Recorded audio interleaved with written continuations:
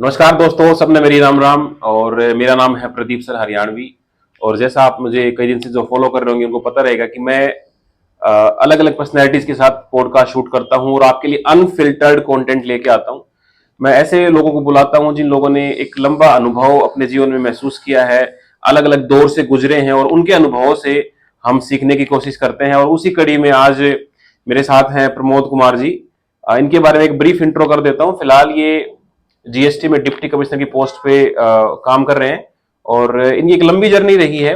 Medical student रहे, फिर इन्होंने यूपीएससी की तरह स्विच किया और फिर अध्यात्म भी इनके जीवन में एक इंपॉर्टेंट रोल प्ले किया। और कैसे इन्होंने अपने जीवन को जिया और क्या इनकी सीख है, आइए इनसे जानते हैं। तो I welcome you Pramod ji on our show. नमस्कार दोस्तों। थैंक यू सिट्टू भाई आपको यहाँ बुलाने के लिए। जी बहुत लंबा अनुभव तो नहीं है जीवन का। जो भी कुछ सीखा है मैं कोशिश करूँगा कि ऑनेस्टली जैसा है वैसा ही शेयर करूँ, उसको कोई मॉडिफाइड ना करूँ, या जो सुनने में अच्छा लगे या जो कमियां गलतियां हुई हैं उसको छिपा लूँ। जो डार्क साइड होती हैं तैयारी की या यूपीएससी की या बाकी जो चीज़ें जो शेयर नहीं करते, मैं कोशिश करूँगा कि वो सभी ईमानदारी से शेयर करूँ आपके दर्शकों के साथ। जी। तो बिल्कुल स्कूल से स्टार्ट करते हैं। और एक स्कूल एक बहुत इंपॉर्टेंट रोल प्ले करता है एक पर्सनैलिटी फॉर्मेशन में। तो अपनी स्कूल लाइफ के बारे में थोड़ा सा बताइए, कैसी रही। देखिए, स्कूल में मैं चरखी दादरी के स्कूल से ही पढ़ा हूँ, डीआर के आदर्श विद्या मंदिर से पढ़ा हूँ। उस समय चरखी दादरी में 2 ही 3 स्कूल होते थे, अब तो बहुत ज़्यादा स्कूल आसपास के गांव में महेंद्रगढ़ में हो गए हैं। स्कूल लाइफ मेरी अच्छी थी, हमारे टीचर्स बहुत अच्छे थे, स्टूडेंट्स भी बहुत अच्छे थे। और मैं मेडिकल स्टूडेंट था, पढ़ाई में अच्छा था। अपने 2006 में मैंने 12वीं की थी, तो उस समय मैं डिस्ट्रिक्ट में या स्कूल में भी अच्छे नंबर रहे थे मेरे। अच्छा, तो मतलब आप मेडिकल के स्टूडेंट रहे। जी, मैं मेडिकल का स्टूडेंट था। और उस समय जो ट्रेंड यहाँ चलता था कि कोटा की तरफ, जैसे आजकल सिक्कर बच्चे जा रहे हैं, हम्म। तो उस समय जो कोटा होता था, कोटा में जो लोअर मिडिल क्लास है, जो जितने भी परिवार इन छोटे शहरों में रहते हैं, उनका जो बिगेस्ट ड्रीम होता था वो या तो आईआईटी क्रैक करो या पीएमटी क्रैक करो। तो उसी दौड़ में मैं भी शामिल था, चाहते नहीं चाहते हुए भी। और मैं कोटा एलन में 1 साल पढ़ा हूँ 2006 से 7। तो आपने ट्वेल्थ डीआरके से करी और उसके बाद फिर आप कोटा की तरफ गए। जी, मैं 12वीं के बाद जैसे सभी लोग जो ठीक ठाक पढ़ाई में थे और जो लोग सजेस्ट कर रहे थे, सभी कोटा गए थे। मैं 1 साल कोटा लगाया। अच्छा, तो मेडिकल स्ट्रीम लेने के पीछे कारण क्या रहा आपका? क्या आप डॉक्टर बनना चाहते थे या मतलब फैमिली का ड्रीम था वो? देखिए, मेडिकल स्ट्रीम उस समय जो था, मेडिकल या नॉन मेडिकल, अब थोड़ा सा डाइल्यूट हुआ है। अब थोड़ा सा कॉमर्स, थोड़ा सा आर्ट्स को भी लोग सोचने लगे हैं, या कुछ या सिविल सर्विसेज में लोग जब आते हैं तो थोड़ा सा ही ऑप्शन अब डिस्कशन होने लग गया पेरेंट्स लेवल पे। उस समय तो स्ट्रिक्टली ये होता था कि इंग्लिश मीडियम में पढ़ना है, हम्म। और मेडिकल या नॉन मेडिकल, जिसको हम बायो या मैथ, बस इससे बाहर सोचते ही नहीं थे। और देखते थे कि कॉमर्स और आर्ट्स में 10 बच्चे 12 बच्चे, और वो बच्चे, वो जो क्राउड होता था वो ऐसा होता था कि जो पढ़ाई में डिसइंटरेस्टेड लोग हैं उनको भी 10वीं के बाद टीचर्स भी सजेस्ट कर देते थे कि यार इनको जो है ना आर्ट्स में डाल दो, इनको कॉमर्स में डाल दो। अच्छा। लेकिन जब बाद में आर्ट्स के सब्जेक्ट पढ़े तो बड़ा लगा कि यार जो ये इसके बगैर तो एजुकेशन जो थे, आर्ट्स वाले जो सब्जेक्ट होते हैं उसके बगैर तो पर्सपेक्टिव अधूरा ही रह जाता। तो उस समय मेरे फादर भी जो जैसे हरियाणा पुलिस में थे, तो उनका भी यही सपना था कि हमारा बच्चा या तो डॉक्टर बन जाए, इंजीनियर बन जाए, जो मेजर जो सपने, 2 ही सपने होते थे। तो हम्म। उसी रेस में मैं भी था कि चलिए फादर की अगर इच्छा है तो।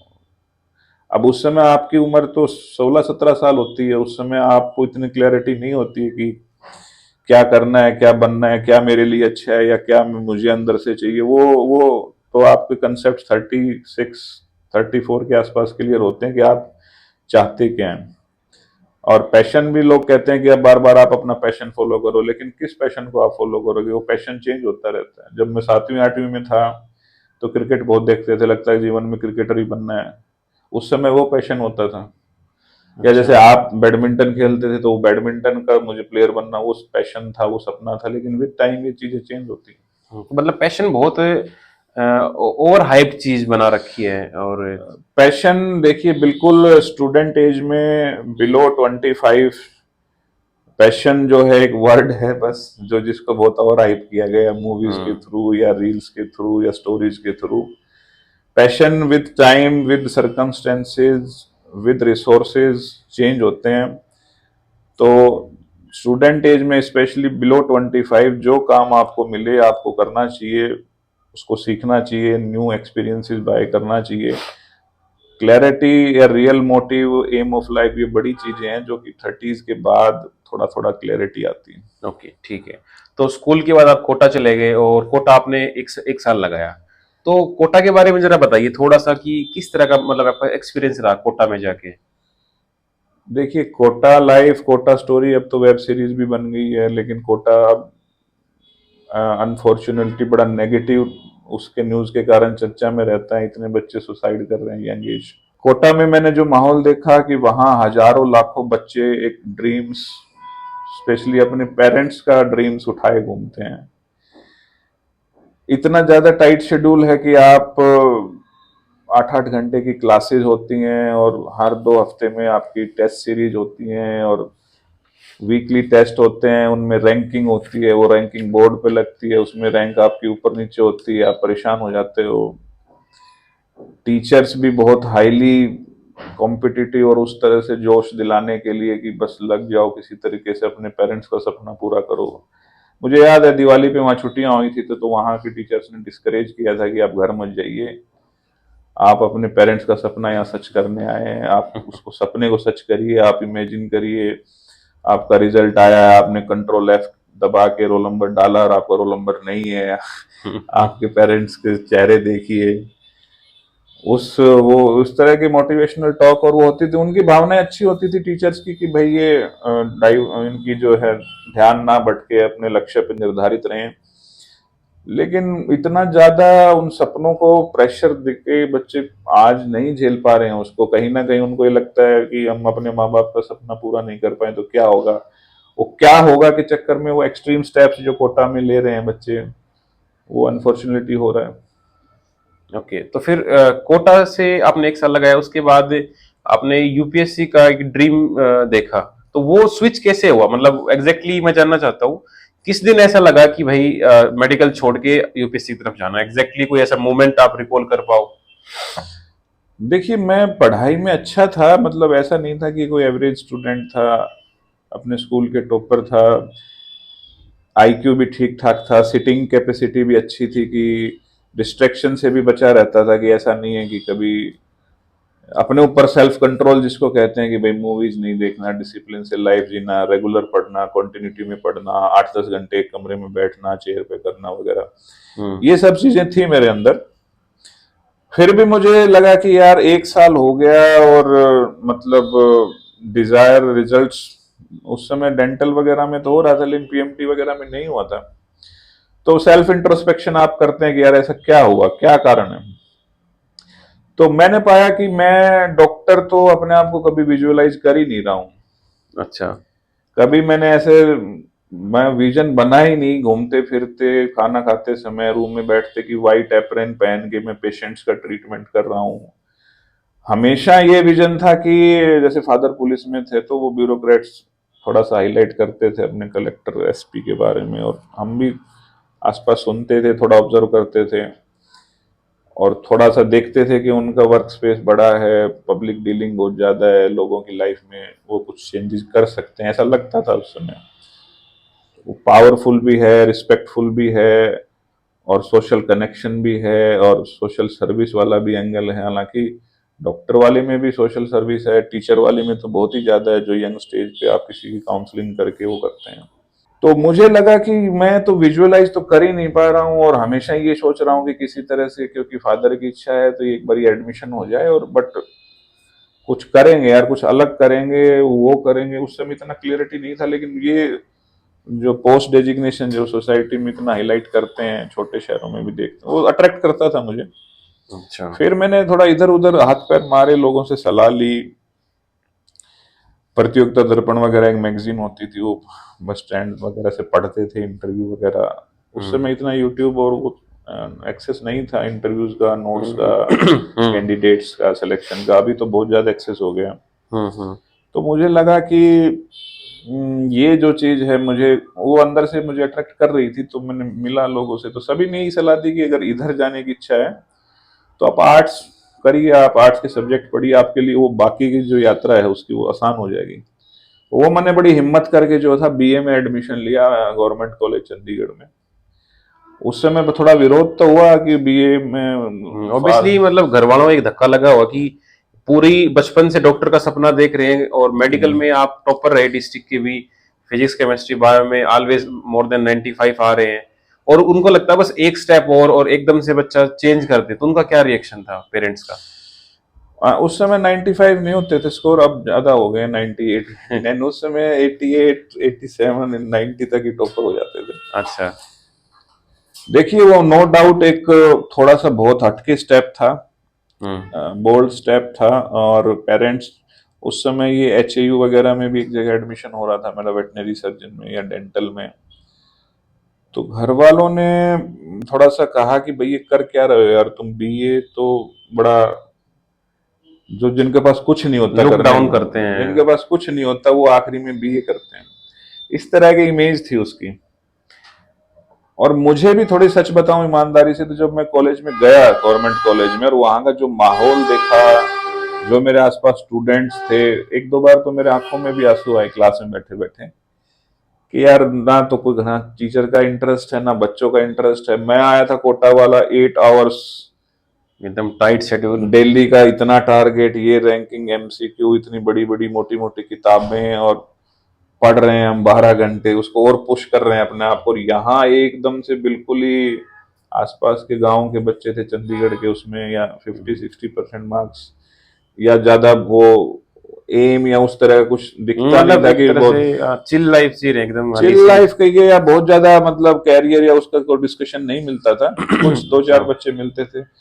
तो मुझे भी लगा यार ये कोई ब्लंडर तो नहीं हो गया मेरे से क्या, लेकिन 3-4 मंथ्स में मैं कंफर्टेबल हुआ। मुझे लगा कि ये 3 साल जो बीए के ग्रेजुएशन के हैं, बीए तो एक माध्यम है कि मैं ग्रेजुएट हूँ, फॉर्म अप्लाई कर सकता हूँ और वहाँ टाइम मुझे अपनी तैयारी के लिए ज्यादा मिल जाएगा, तो ग्रेजुएशन में ही अपना मैं टाइम यूटिलाइज कर लूँ।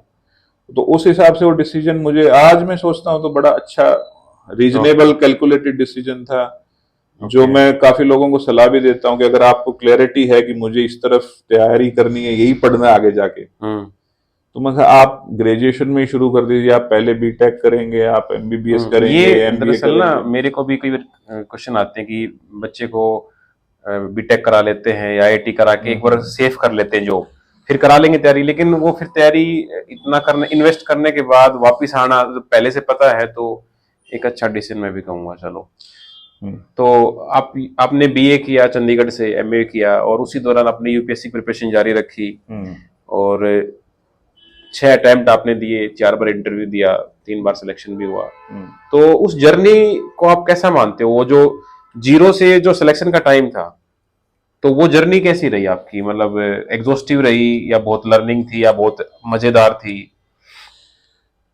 देखिए यूपीएससी की यात्रा अगर आप यंग एज में शुरू कर देते हैं तो काफी चीजें जो उसके साथ अड़चने आती हैं या जो आपको हर्डल्स फेस करनी पड़ती हैं वो बच जाती हैं। जैसे कुछ लोग 27-28 में शुरू करते हैं, हम्म। मैं ऐसा नहीं कह रहा हूँ कि 27-28 वालों को करनी नहीं चाहिए, लेकिन करते हैं तो समय लगता है। उस समय उनके ऊपर शादी का डिसीजन डिले हो रहा है, हम्म। वो भी प्रेशर आ रहा है, घर से भी ये हो रहा है कि भाई 27-28 का बच्चा है हमारा और ये कर कुछ रहा नहीं, कमा कुछ रहा नहीं, आज भी घर वालों से पैसे ले रहा है, मम्मी इसको खाना बना के रूम में दे रही है, और ये कर क्या रहे हैं, ये कुछ पढ़ते रहते हैं, हिस्ट्री पॉलिटिकल जो भी हमारा सिलेबस होता है वो पढ़ रहे हैं। शादी का डिसीजन डिले हो रहा है, आदमी का सेल्फ डाउट्स भी इस एज में ज्यादा खड़े होने शुरू हो जाते हैं। 22-23 में एज में इतना जोश होता है उमंग से कि ऐसा लगता है हम आसमान को भी फाड़ देंगे, चीर देंगे। वो उमंग उत्साह आते आते 30s के आसपास जो है थोड़ा सा सेल्फ डाउट भी क्रिएट होने लगता है।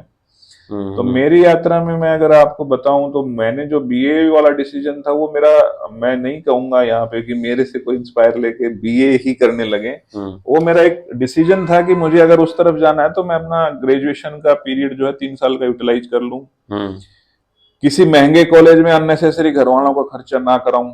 उस समय 10,000 साल की फीस होती थी बीए में। तो वो जो मनी और टाइम दोनों ही मुझे बचाए उस कॉलेज के सिलेक्शन ने, गवर्नमेंट कॉलेज में, वो मैंने तैयारी में इन्वेस्ट किया।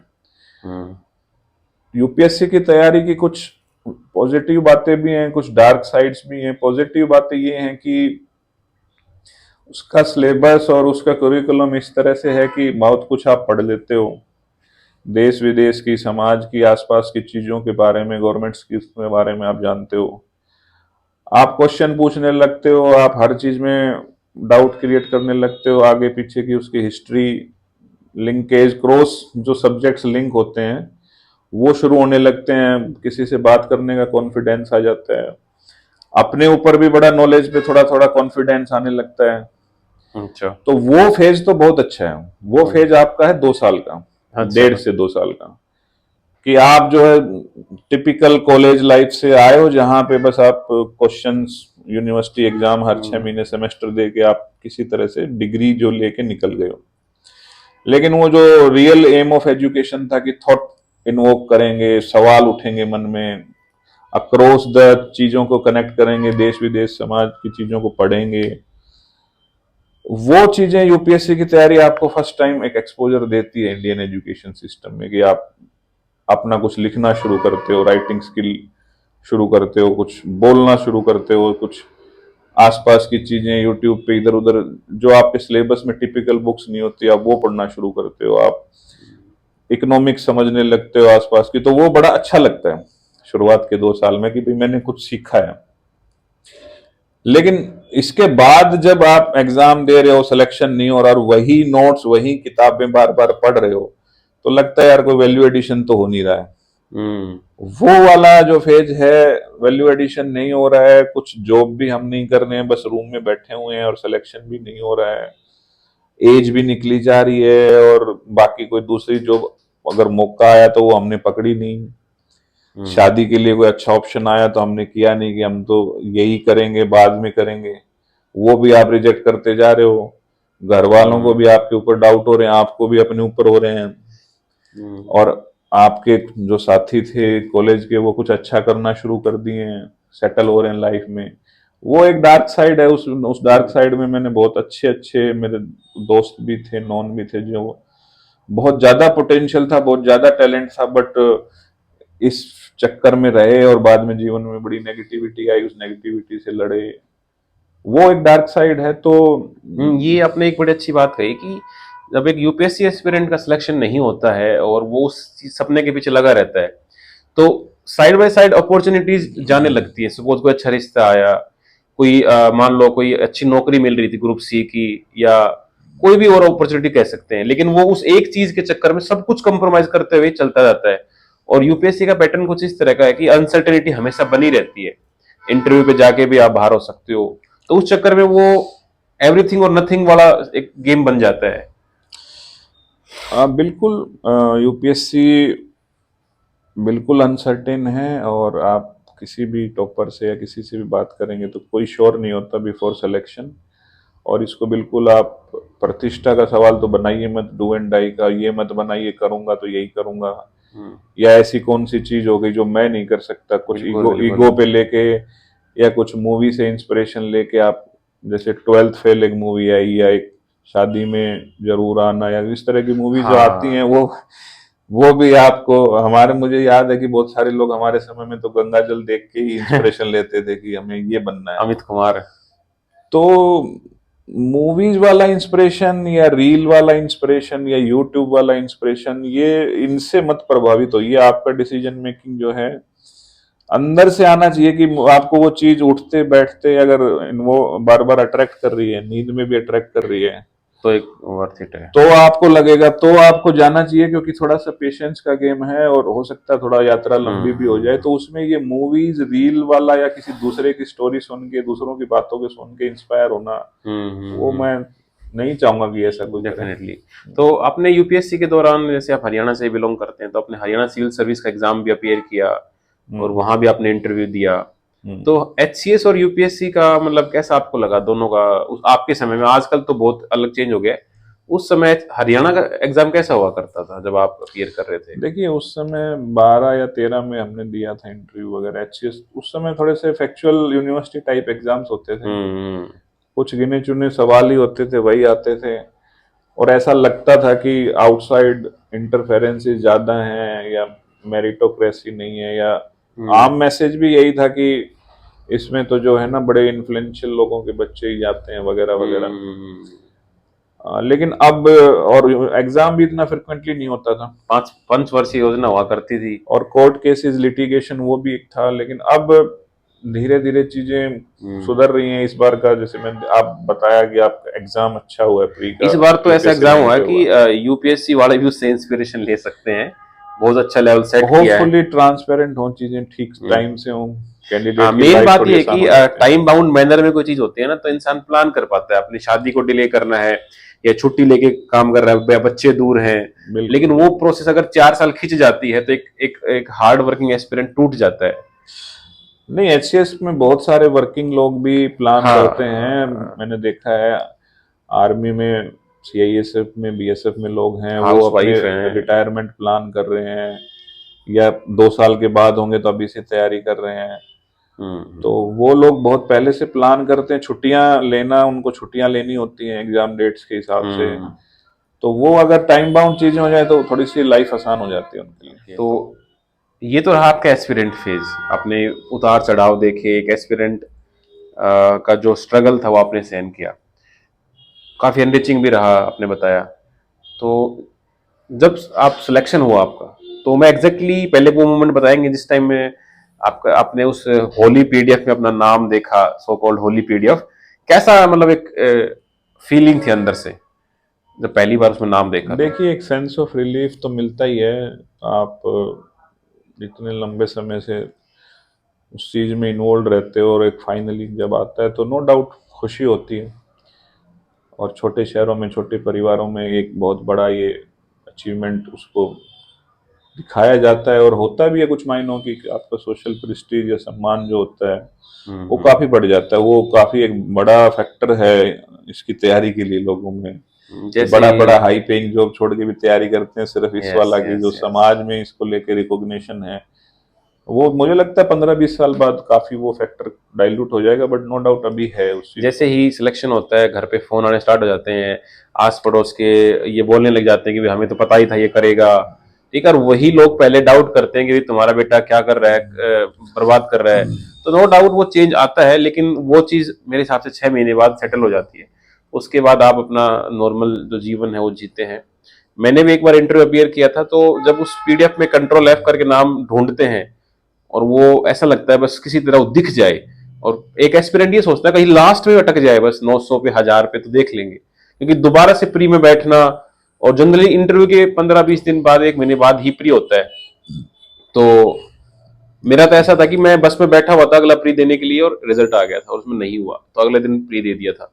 तो एक स्ट्रगल आप भी रिलेट कर पाओगे, अगर आपके साथ ऐसा हुआ है तो कमेंट करके बताना। तो अब स्टार्ट करते हैं ऑफिसर लाइफ वाली, जो आपकी सिलेक्शन के बाद। सिलेक्शन के बाद आपका जीवन मतलब किस तरह का रहा? क्या उसमें बहुत ज्यादा चेंजेस आए, या जो आपने सोचा था वैसा नहीं रहा, या बहुत ज्यादा बढ़िया रहा? कैसा आपका एक्सपीरियंस रहा? देखिए इन सर्विसेज में इतना तो इंश्योर गवर्नमेंट करती है कि एक जो एक्सपोजर जो है, हम्म। एक्सपोजर बहुत वाइड देने का काम करती है सभी ट्रेनिंग ऑफिसर्स को। उनको पूरा देश विदेश घुमाया जाता है, जितने भी प्रीमियर संस्थान हैं भारत के, जैसे हम्म। पार्लियामेंट विजिट कहें, हम्म। या जितनी भी इसरो सेंटर है, या आपको अटैचमेंट पे, भारत दर्शन पे, अलग अलग मौकों में जाने का मिलता है। सभी बड़े बड़े क्लासेस लेने के लिए जो बहुत सीनियर ब्यूरोक्रेट्स, अपनी फील्ड के जो एक्सपर्ट लोग आते हैं, अच्छा। उनसे आपका इंटरेक्शन होता है। आपके बैचमेट्स पूरे पैन इंडिया से आते हैं, जिनकी अपनी अपनी एक स्टोरी है सभी की। उसमें से कोई बहुत यंग भी होता है, कोई बहुत सीनियर भी होता है, कोई ऐसा भी है कि जिसने 4 जॉब पहले कर चुका है, कोई कॉरपोरेट में बाहर सेटल था, कोई आर्ट्स से आया है, कोई डॉक्टर है, कोई एमडी डॉक्टर है। जैसे हमारे बैच में एमडी डॉक्टर्स भी 3-4 लोग थे। अच्छा। कुछ लोग कॉरपोरेट जॉब थे, बड़े हाई पेइंग जॉब। इवन कुछ जापान से भी लोग छोड़ के आते हैं करोड़ों के जॉब। कुछ लोग वो कुछ लोग ऐसे भी थे जो हमारे एक बैचमेट थे अमित सिंह, वो नक्सल ऑपरेशंस में प्रेसिडेंट ब्रेवरी अवार्ड भी मिला था। कोई आईबी से आया है, तो वो वाला जो है कि आप केरला, नागालैंड, एक मणिपुर, कंप्लीट जो भारत वाली हाँ फीलिंग वो है वो भारत दिलाती है। वाली, वो वाली फीलिंग ट्रेनिंग में जो है मिलती है, तो वो नो डाउट वाकई में ही एक बहुत अच्छा एक्सपीरियंस रहता है। हम्म। आपका पर्सपेक्टिव भी थोड़ा अपने स्टेट कि मैं हम्म। हरियाणा का हूँ, मैं यहाँ का हूँ, मैं इस कम्युनिटी से हूँ, वो रहता है नो डाउट। लेकिन आप थोड़ा बड़ा पिक्चर देखते हो कि भाई बहुत कुछ है उनके हम्म। खाने का। जैसे खाने का आप हर स्टेट का अलग अलग फेस्टिवल्स होते हैं, उन्हीं के हिसाब से खाना ट्रेनिंग एकेडमीज में बनाया जाता है। कल्चरल प्रोग्राम्स होते हैं, बॉन्डिंग होती है, एक दूसरे से बहुत कुछ सीखते हो। तो ट्रेनिंग वाला पार्ट बहुत ही मजेदार होता है। फील्ड में जब आप उतरते हो तो थोड़ा थोड़ा टाइम के बाद थोड़ा थोड़ा रियलाइजेशन आने लगता है कि जो है एक सिस्टम है बहुत बड़ा, उस सिस्टम में आप काम कर रहे हो। और जो एक 23-5 का बच्चा सोचता है कि हम देश बदल देंगे, समाज बदल देंगे, वो थोड़ा थोड़ा समझ में आता है कि ऐसा नहीं है। आप अपना काम ईमानदारी से कर सकते हो, उसमें बहुत सारी चीजें होती हैं। हम्म। कहाँ जाएंगे, किस शहर में जाएंगे, कौन सा चार्ज मिलेगा, आपका बॉस कौन है, आपके सबॉर्डिनेट्स कौन है। आपकी शादी हो जाती है, बच्चे हो जाते हैं, तो लगता है कि मैं अपने परिवार जो इमीडिएट पेरेंट्स बूढ़े होने लगते हैं, थोड़े से और इश्यूज, फैमिली इश्यूज और पर्सनल इश्यूज, हेल्थ इश्यूज, बहुत सारी चीजें जब आती हैं, तो आपको लगता है कि मैं अपने परिवार, बच्चों को ये अंडर सिचुएशन को अंडर कंट्रोल ले लूं, तो ये भी अब एक में अचीवमेंट है। लेकिन नो डाउट आपको अपने ऑफिस प्लेस पे बहुत कुछ कंट्रीब्यूट करने का मौका मिलता है, वो काफी लोग करते भी हैं और करना भी चाहिए। ओके, ठीक है। तो आपकी लार्जली जो ट्रेनिंग है वो फरीदाबाद नासिर में हुई, क्योंकि रेवेन्यू सर्विसेज की वहीं होती है। लबासना में भी आप गए। तो ट्रेनिंग के दौरान आपको ऐसा कोई मेमोरेबल मोमेंट है, ऐसा लगता है यार वो आज भी याद है, ऐसा कोई मोमेंट आप शेयर करना चाहो ट्रेनिंग के दौरान? देखिए ट्रेनिंग के दौरान सीनियर्स जब आते थे, जैसे हमारे डीजी पीके डैश सर थे, तो उनकी जब कंडक्ट, पर्सनालिटी, उनकी बातचीत देखते थे, या वो हमारे साथ जब फ्रांस में घूमने गए थे, तो उनके साथ साथ हम चल रहे हैं, और वो बाहर उनका टेन्योर डब्ल्यूसीओ वर्ल्ड कस्टम ऑर्गेनाइजेशन में भी रहा है। तो अच्छा। वहाँ कैसे वो एक एक गली चक्के से वाकिफ हैं, जैसे गांव में हम गांव दिखाते हैं, वैसे वो हमको यूरोप का शहर दिखा रहे मतलब थे। यूरोप भी आप घूमने गए? यूरोप में वो लेके गए थे। अच्छा। उनका जो डब्ल्यूसीओ में सेक्रेटरी जनरल है, या वहाँ के एम्बेसडर हैं, या वहाँ का जो स्टाफ है, अच्छा। वो उनको जिस मान सम्मान से, इज्जत से ट्रीट कर रहा था, तो वो बड़ा हमें अच्छा लगा कि अगर कोई ऑफिसर अपनी नॉलेज से, कंडक्ट से उस तरह का कोई काम करता है, तो इंटरनेशनल लेवल पे भी उसको रिकॉग्निशन मिलता है, तो वो हमें इंस्पायरिंग मुझे लगा था। ओके, ठीक है। तो ये ऑफिसर लाइफ की बात हो गई। जैसे मैं जानता हूँ आप अध्यात्म से भी लंबे समय से जुड़े हुए हैं, अपने प्रिपरेशन फेज में भी आपने इस फील्ड को एक्सप्लोर किया कि मेडिटेशन, जैसे बहुत सारे व्यूअर्स को पता रहेगा कि एंजाइटी आना, डिप्रेशन आना, सेल्फ डाउट आना, या ये चीजें काउंटर करने के लिए आपको किसी न किसी ने यूट्यूब पे बोला ही होगा कि मेडिटेशन कीजिए, ध्यान कीजिए। ये एक हर एस्पिरेंट के फेज में आता है, आपके फेज लाइफ में भी आया। तो अध्यात्म का क्या रोल आप समझते हैं, एक विद्यार्थी जीवन में अध्यात्म क्या रोल प्ले कर सकता है आज के दिन? देखिए स्टूडेंट एज में एक कहावत है कि जो अपनी जवानी में कम्युनिस्ट नहीं हुआ, वो जवानी बेकार है। अच्छा। तो एंटी एस्टेब्लिशमेंट होना, एंटी रूल होना, और एंटी जो स्टेटस को होना, मतलब स्टेटस को मेंटेन नहीं होना चाहिए, चेंज हम्म। होना चाहिए, ऐसे विचार आना उस एज में बड़े स्वाभाविक हैं।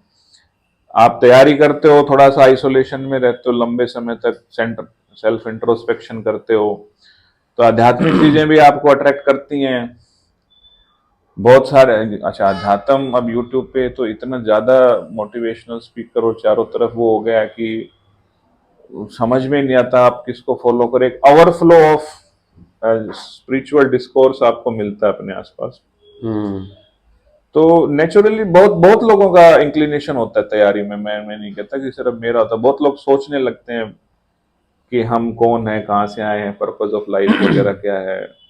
वो चीजें अट्रैक्ट करती हैं, आप लोग सुनते हो, डिस्कस करते हो। तो मैं भी ऐसे ही ओशो को सुनने लग गया, वो अच्छे लगते हैं, वो अपने आप में एक बहुत मेस्मराइजिंग स्पीकर है, आप खो जाते हो उनकी बातों में। हम्म। सदगुरु को आप सुनते हो, शिवानी बहन, बीके शिवानी को आप सुनते हो। लेकिन मेरा मेन जो इंटरेक्शन हुआ चंडीगढ़ में जब कॉलेज के दौरान, ब्रह्मा कुमारीज ऑर्गेनाइजेशन में बीके अनीता दीदी वहाँ हमारे इंचार्ज होते थे सेंटर, उनके पर्सनल लाइफ से, उनकी स्टेबिलिटी से, कामनेस से, चेहरे पे जो चमक होती थी, कैसे वो इतने सारे इश्यूज को एक साथ हैंडल करती थी, कैसे सबके ग्रीवेंस सुन के उनको काउंसलिंग करना, अलग अलग चीज़ों को वेल मैनेज करना, जो एक टिपिकल एडमिनिस्ट्रेशन का हम्म। सिखाया जाता है। तो मुझे उसमें एज ए परफेक्ट, जो मैं दीदी में बोलता भी था कि दीदी आपसे मैं एक एडमिनिस्ट्रेशन वाला ट्रेनिंग हो रहा है कि इतने सब लोगों को, बच्चे से लेके बूढ़े से सबको सुनना, काउंसिल करना, इतनी सारी चीज़ें, इवेंट मैनेजमेंट करना और डिसिप्लिन से लाइफ जीना, वो चीज़ें मैंने बहुत ब्रह्मा कुमारी बहनों से बहुत ज़्यादा सीखी है। ओके, जैसे मैं अपना अनुभव शेयर कर देता हूँ कि मेडिटेशन क्या रोल प्ले करता है कि आपके जीवन में एक स्टेबिलिटी आती है, आप रिजल्ट ओरिएंटेड नहीं होते हो। और जो कर्मा फिलोसफी है कि भाई कर्म करते जाओ और फल की चिंता ना करो, वो तब समझ में आती है जब आप बहुत सारे फेलियर देख चुके होते हो। आपका रिजल्ट आया, आपका उसमें नाम नहीं आया, आप बहुत ज्यादा परेशान हो गए, रोने लग गए, इवन सुसाइडल टेंडेंसी आने लगती है। लेकिन अगर आप अध्यात्म से जुड़ी रहते हो ना, तो आप उसको ये नहीं कहूंगा इंस्टेंटली एक्सेप्ट कर लोगे, but gradually you will realise कि हाँ, कि ये मेरे जीवन में नहीं हो पाया है, इसका मतलब कि पूरी सृष्टि है कुछ और चाहती है मेरे से। ये अंडरस्टैंडिंग अध्यात्म आपको देता है। एग्जाम के दौरान 2 घंटे में आपको सर्कल फिल करने होते हैं, उसी दौरान अगर आप एंजाइटी से भर गए हो तो आपकी पूरी मेहनत बेकार है। तो मेडिटेशन आपको काम रहने में हेल्प करता है, चीजों को एक्सेप्ट करने में मदद करता है, और एक जीवन को खुशहाल तरीके से जीने में भी हेल्प करता है। ऐसा नहीं है कि ऑफिसर बनने के बाद आपको कोई चैलेंज ही नहीं आएंगे, चैलेंज फिर भी आने वाले हैं, लेकिन अध्यात्म आपको उस पूरी जर्नी के थ्रू एक एक एक इजीनेस आपकी बॉडी में ले आता है। तो बेहतर है कि मतलब मैं भी सजेस्ट करूंगा बच्चों को जो तैयारी में है, वो थोड़ा बहुत अध्यात्म को एक्सप्लोर करें। और आज के दिन तो ये चरम सीमा पर पहुंच गया है, हर आदमी के जीवन में प्रॉब्लम चल रही है, तो ये बहुत अच्छा रोल प्ले कर सकता है।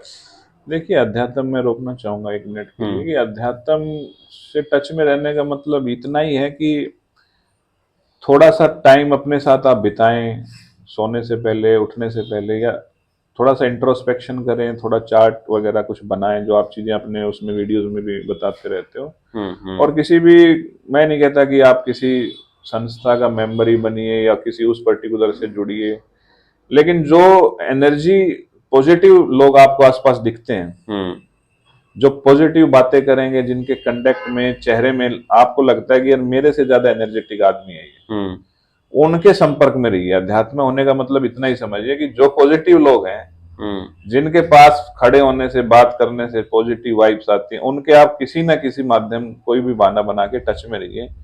जो नेगेटिव बातें करते हैं, जो रोने वाले लोग होते हैं, जो हमेशा क्रिटिसिज्म कोई वो करते रहते हैं, जो कोई अनुशासन जिनकी लाइफ में नहीं है, उनसे आप दूर रहिए। ये बेसिक चीज एक ये है, इसका आप ध्यान रखिए। पॉजिटिव लोगों से किसी ना किसी रूप में जुड़े रहिए। डेफिनेटली। तो आपने बताया कि जैसे आपके फादर का सपना था वो हरियाणा पुलिस में रहे, तो अपने, मैं जहां तक मेरी अंडरस्टैंडिंग है, एक एक इंसान किसी से मोटिवेशन लेना चाहे तो अपने बड़े भाई से या फादर से लेता है। तो अपने फादर से आपने किस तरह मोटिवेशन लिया उस तैयारी को करने के लिए? देखिए, मेरे फादर साहब का जो मेरे ऊपर जो एब्सोल्यूट ट्रस्ट था, ट्रस्ट मतलब किस सेंस में? ट्रस्ट मतलब मुझे याद है, मैं बचपन से कभी रिपोर्ट कार्ड मैं खुद ही साइन कर लेता था। मैं सच बताऊं तो 5th 6th से मुझे याद आता है, और कभी उन्होंने ऐसा किसी चीज का मुझे कमी नहीं महसूस होने दी। एक हरियाणा पुलिस में एक कांस्टेबल ही थी, कोई ऐसा बहुत ज्यादा कोई रिसोर्सफुल वाली बात नहीं थी, लेकिन कभी उन्होंने ऐसा फील नहीं होने दिया कि यार ये चीज जो है नहीं है मेरे पास। उनका सैलरी का एटीएम कार्ड मेरे पास होता था। हम्म जो बीए वाला मैंने बताया कि मेडिकल से जब बीए में गया तो उन सब तरफ से विरोध था कि ये बहुत बड़ी गलती है, लेकिन उन्होंने मुझे कहा कि भाई ठीक है आप, ऐसा नहीं था कि उनकी कोई बहुत ज्यादा बुद्धिजीवी लोगों से और इंटेलेक्चुअल लोगों में और बहुत बुद्धि का वो हो गया, लेकिन ये था कि मुझे अपने बेटे पे विश्वास है। तो बीए में एडमिशन उन्होंने की, भाई जो मर्जी है करो, खर्चा सैलरी का एटीएम कार्ड दे दिया, कभी नहीं पूछा उन्होंने। उन्होंने कभी खर्चा पूछा कहाँ कितना किया? कभी उन्होंने नहीं पूछा मेरे से, कभी सीधे रूप में नहीं पूछा। 1 2 बार मुझे याद है कि कोचिंग वोचिंग की फीस 1 डेढ़ लाख रुपए एक महीने में वहां से ट्रांजैक्शन हुई, तो बाकी लोगों ने बोला साथ वालों ने कि भाई एक बार पूछो तो सही, है कोई लाखों गलत रुपए। संगत में तो नहीं है, आप चंडीगढ़ जाके देखो हम्म। तो सही। लेकिन उस समय भी फादर ने किसी परिवार में किसी और ही को बोला कि उससे एक बार पूछना। तो खुद चंडीगढ़ कभी नहीं आए? नहीं, मिलने आते थे, लेकिन कभी कभी उन्होंने मेरे उस पे एबिलिटीज पे, ड्रीम्स पे कभी डाउट नहीं किए, और कभी भी डांटा नहीं, डपटा नहीं, बड़े प्यार से वो किया। तो वो जो उनका जो ट्रस्ट था ना, वो मुझे ये था कि यार ये ट्रस्ट कभी टूटे नहीं, मेरी वजह से इनको कभी नीचा ना देखना पड़े। तो वो ट्रस्ट अपने आप में एक मोटिवेशन का काम करता था। रेदर देन जो वीडियोस से, रील से मोटिवेशन लेते हैं, अगर रियल लाइफ से लेना तो वो लंबा भी चलता है, और वो अपना घर का ही जो मोटिवेशन होता है ना, वो दिन रात आपको वो सस्टेनेबल है, सस्टेनेबल यूट्यूब है। वाला, रील वाला एक दिन दो दिन वाला है। जो ग्रैंड एंट्री दिखाते हैं, बत्ती, जो बत्ती वाला जो सीन है, क्या आपके लाइफ में था कि लाल बत्ती घुमानी है, ऐसा कुछ याद आ रहा है आपको?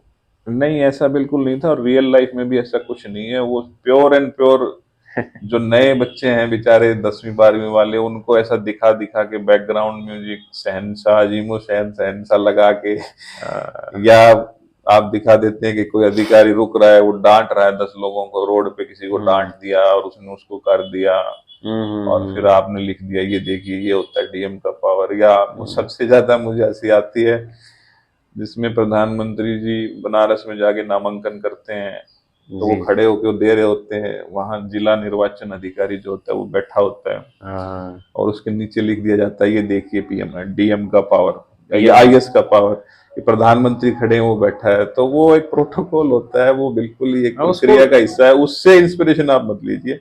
ओके, ओके, ठीक है। तो ये तो चलो आपकी पढ़ाई की बात हो गई, आपके मोटिवेशन की। रिसेंट में आपको एक अलग अनुभव हुआ है, जिससे आपकी लाइफ को हिला के, मतलब आपके कंसेप्ट हिला दिए हैं, और थोड़ा सा एक जीवन का नया एंगल आया है, तो उसके बारे में थोड़ा शेयर करना देखिए, चाहेंगे? कंसेप्ट तो नहीं लाए हैं, लेकिन हाँ काफी इम्पैक्ट उसने किया। और रिसेंट टाइम में मैं एक एक्सीडेंट, काफी मेजर एक्सीडेंट था वो हुआ, अच्छा। और नियर टू डेथ वाला ही हिसाब किताब था उसमें। तो वो जो नॉलेज थी, जिसको हम 10 साल से अध्यात्म, जो आप बात कर रहे हो कि हम्म। कुछ लेके नहीं आए, कुछ साथ नहीं जाएगा, और जो है जीवन बड़ा अनसर्टेन है, हम्म। एक ही चीज सर्टेन है, डेथ। हम्म। और जो युधिष्ठिर से जो यक्ष सवाल पूछते हैं महाभारत में कि आपको दुनिया का सबसे बड़ा अजीब गरीब क्या चीज लगती है, तो युधिष्ठिर जी कहते हैं कि इंसान जो है अपने आसपास जो है मृत्यु देखता है हम्म। दिन रात सुबह सब, लेकिन ये कभी रियलाइज नहीं करता है कि उसको भी इस फेज से गुजरना है। ये महाभारत में उस समय पे सबसे बड़ा रहस्य यही था। तो इस हादसे ने मुझे थोड़ा रियलाइज कराया कि वाकई में ही लाइफ बहुत अनसर्टेन है, हम्म। और बहुत ज्यादा चीजों को लेके परेशान होना, बहुत सारी चीजें जो आपके कंट्रोल में नहीं है उनको हम्म। लेके सोचते रहना, बहुत ज्यादा किसी से कंपटीशन करना, कंपैरिजन करना, ये बिल्कुल वर्थ नहीं है। जीवन जो है शॉर्ट भी है, और किसी समय आज स्पेशली कोविड का फेज सब देख चुके हैं, तो उसमें जिनके फैमिलीज में कोई कोई गया है, तो उस फैमिली के जो बचे हुए मेंबर हैं उनका पर्सपेक्टिव जरूर चेंज हो गया होगा। तो डेफिनेटली। इसके बाद रियलाइजेशन मुझे बड़ा, और छोटी छोटी चीजों में कंपैरिजन, कंपटीशन, वो वाले उसमें चीजों में डलने का जो मन से अंदर है वो काफी कम हो गया। तो हम्म। अब लगता है जो निरोगी काया, जो सबसे बड़ा धन, वो दिखते थे हम स्कूल कॉलेज में दीवारों पे कहीं लिखा है, तो अब उसको जब मैं पढ़ता हूँ तो एक अलग तरह से वो अंदर बात जा रही है कि आप हेल्थी रहिए, और जो आपके इमीडिएट 5-4 क्लोज फैमिली मेंबर हैं, जिसमें पेरेंट्स, वाइफ, बच्चे, हम्म। सिबलिंग्स, उनके साथ ज्यादा टाइम बिताइए। बहुत ज्यादा दोस्ती भी बहुत ओवरहाइप्ड है। दोस्ती और नेटवर्किंग में भी डिफरेंस कीजिए, दोस्ती 3-4 ही होती है, बाकी नेटवर्किंग होती है। तो अपने फैमिलीज के साथ टाइम ज्यादा अच्छा क्वालिटी स्पेंड करिए, हम्म। और पॉजिटिव लोगों के बीच में रहिए। ओके, ये ठीक है। क्रक्स में कुछ चीजें हैं। तो अंत में जो हमारे व्यूअर्स हैं, उनके लिए, जो मतलब मोस्टली जो मेरे व्यूअर्स हैं, या तो वो हम्म। स्टूडेंट हैं या उनके पेरेंट्स हैं और एजुकेशन से जुड़े हुए हैं, तो उनके लिए आप कुछ मैसेज देना चाहें तो आप दे सकते हैं। देखिए, मैं अपने सभी छोटे भाई बहनों को कुछ चीजें यही बताऊंगा कि अगर इस एक तो सरकारी नौकरी ही अचीव करना और कुछ करना ही नहीं, इस मानसिकता से बाहर आई है। यूपीएससी एचसीएस वाले इस गेम में आना है तो पहले आप अपनी खुद बैठ के देखिए कि मुझे अंदर से इच्छा है कि किसी दूसरे की इच्छा को मैं ढो रहा हूँ। अगर अपनी इच्छा है अंदर से बार बार वो चीज अट्रैक्ट कर रही है तो जरूर आइए। दूसरा, इसको प्रतिष्ठा का सवाल मत बनाइए, डू एंड डाई मत बनाइए कि करूंगा तो यही करूंगा, इसमें मेरा नहीं हुआ तो अपने ऊपर सेल्फ डाउट मत करिए। ऐसे ऐसे बहुत सारे लोग हैं आज के दिन जो ब्यूरोक्रेसी में, मेरे खुद 3-4 बैचमेट्स छोड़ चुके हैं, वो काफी और अच्छे या टीचिंग में या कॉर्पोरेट लाइफ में या आईटी सेक्टर में जाके दोबारा से ज्वाइन कर लिया और बहुत अच्छा कर रहे हैं। और काफी लोग लंच टाइम में ब्यूरोक्रेट्स में, मैं आपको ईमानदारी से बताऊं, एग्जिट प्लान डिस्कस करते हैं कि हमें किस स्टेज पे एग्जिट करना है और हमें जो चीजें अपने हिसाब से करनी है। तो और यंग एज में आप शुरू करेंगे तो थोड़ा आपके लिए इजी रहेगा। ग्रेजुएशन में अगर आ जाए तो अच्छा है। डेडिकेटेड तैयारी जिसको बोलते हैं ना, कि सब कुछ छोड़ छाड़ के और बस तैयारी है, उस तैयारी में 1.5 साल या मैक्सिमम 2 साल, उससे ज्यादा समय मत दीजिए। उसके बाद तो अब जो एग्जाम का जो पैटर्न है वो इस तरह का है ही नहीं कि आप छोड़ के और बैठ के पढ़ रहे हो और कुछ कर ही नहीं रहे हो।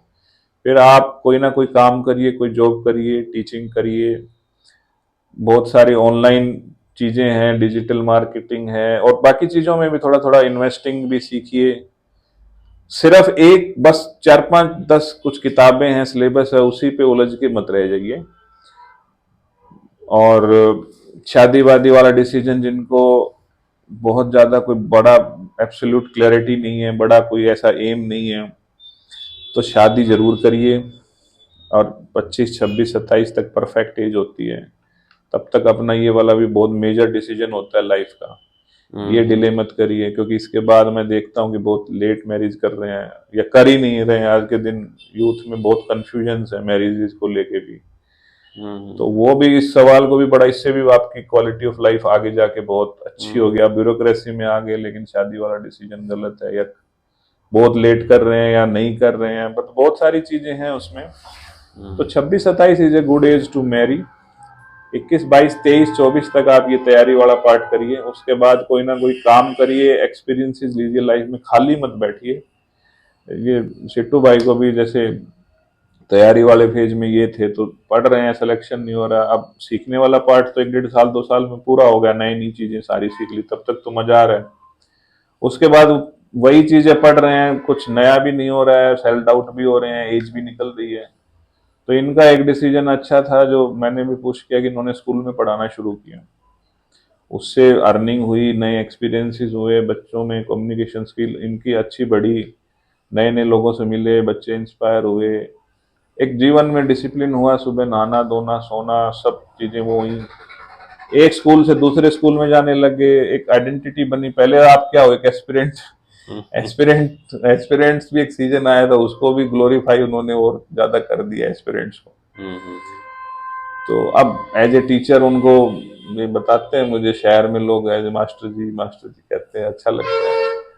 अर्निंग अच्छी हो गई है, बड़े बड़े दूसरे स्टेट्स के बच्चे जुड़ रहे हैं, एग्जाम अब भी दे रहे हैं ये। और मैं भी कहता हूँ कि भाई 2 एग्जाम, लेकिन अपने आप को फाइनेंशियली स्टेबल कर लिया, एक आइडेंटिटी वाला जो इशू होता है वो कर लिया, शादी वाले इश्यूज थे वो भी टाइमली हो गए। नहीं तो आप सभी सवालों में ये दिखता ही नहीं, और एक 33-34 के आसपास इस गेम से निकलते हो बड़ा ही नेगेटिव माइंडसेट के साथ, बड़ा ही इरिटेटेड। और मतलब जो आदमी इतनी अच्छी भावना लेके इस तैयारी में कूदता है ना कि हमें कुछ देश के लिए बदलना है, वो मैंने देखा कुछ लोग 33-32 में निकलते हैं कि कुछ नहीं होना इस देश का, ना मुझे कुछ करना, देश छोड़ दो, बाहर ही सेटल हो जाओ। मतलब ऐसे ट्रांजिशन होते देखे हैं डेफिनेटली। तो टाइमली डिसीजन लीजिए और पॉजिटिव लोगों के बीच में रहिए। मेरी बहुत बहुत शुभकामनाएं सभी के साथ। धन्यवाद जी, आपने इतना समय दिया।